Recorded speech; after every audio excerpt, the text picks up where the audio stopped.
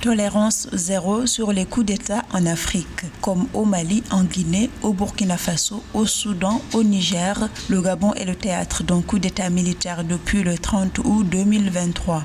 L'Union africaine, qui s'est toujours prononcée contre les changements anticonstitutionnels de gouvernement, a décidé, comme par le passé, de suspendre de ses activités le Niger et le Gabon jusqu'au rétablissement de l'ordre constitutionnel. Nous avons constaté la récurrence, la décimale récurrente, la continuation des mêmes pays qui ont connu une règle militaire dans le passé historique, tombés dans le piège de ces changements de gouvernement anticonstitutionnels. Nous espérons qu'au cours des prochains mois, nous pourrons déployer des activités programmatiques dans l'un de nos pays considérés comme nécessaires pour soutenir la démocratie et assurer la stabilité. La Commission de l'Union africaine est prête à continuer à travailler pour promouvoir la paix, la stabilité et bien sûr le développement durable. Selon plusieurs experts, ces coups d'État s'inscrivent dans le contexte d'une lutte d'influence plus large entre l'Occident et la Russie en Afrique.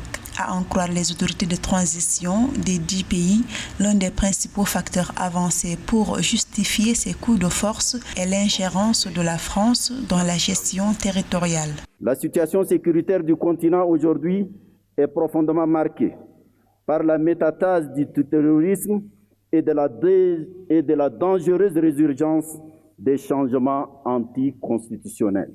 La situation sécuritaire du continent appelle désormais une vraie nouvelle approche qui devrait questionner notre architecture de paix et de sécurité et sa corrélation avec le nouveau facteur de déstabilisation de l'Afrique. En l'absence de ces sursauts d'intelligence et de décision, je me pose de sérieuses questions sur l'avenir de notre projet phare de faire taire les armes à échéance fixée. Ibrahim Boubacar Keïta du Mali, Alpha Condé de la Guinée, Roch Marc Christian Kaboré du Burkina Faso, Omar El-Béchir du Soudan, Mohamed Bazoum du Niger et le plus récent Ali Bongo du Gabon sont les 6 présidents déchus. Suite à la chute du régime Bongo au Gabon, les autorités de transition ont annoncé dans une déclaration à la télévision nationale l'annulation du scrutin, la dissolution des institutions. De faire taire les armes et construire une culture de dialogue et de concertation dans le cadre des mécanismes africains de résolution des conflits.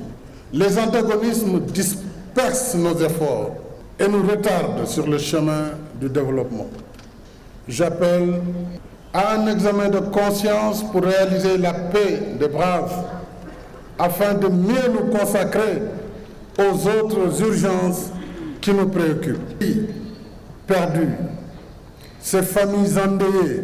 Pour le président sénégalais Macky Sall, il est opportun de travailler sur des textes encore plus durs sur les interruptions inconstitutionnelles de pouvoir pour que les auteurs de ces actes puissent être non seulement sanctionnés, mais que les pays qui le dirigent puissent être immédiatement sanctionnés sur tous les plans.